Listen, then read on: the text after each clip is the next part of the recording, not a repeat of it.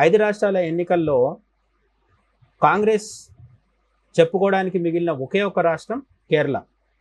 కేరళలో సిపిఎం కూటమిని ఎల్డిఎఫ్ని ఓడించి యూడిఎఫ్ కూటమి గెలిచింది. యూడిఎఫ్ కూటమిలో కేవలం పెద్ద పార్టీ మాత్రమే కాంగ్రెస్కి ఐయుఎంఎల్, ఇది ఇండియన్ యూనియన్ ముస్లిం లీగ్, అంటే ఒకప్పటి ముస్లిం లీగ్, జిన్నా నాయకత్వంలో ఉన్న ముస్లిం లీగే పేరు మార్చుకొని అవే పాత లక్షణాలు పాత స్వభావాలతో ముస్లిం ఓటర్ల కోసము ముస్లిం సమాజం కోసం మాత్రమే పనిచేస్తూ దేశ భద్రత జాతీయ సమైక్యత ఎటుపోయినా మాకు అనవసరం అనుకునే ఒక అతివాద ఇస్లామిక్ పార్టీ ఐయుఎంఎల్. ఈ ఐయుఎంఎల్ సాధించిన 20 పైచిలకు ఎమ్మెల్యే సీట్ల సహాయంతో మాత్రమే కేరళలో కాంగ్రెస్ పార్టీ ప్రభుత్వం ఏర్పాటు చేస్తుంది.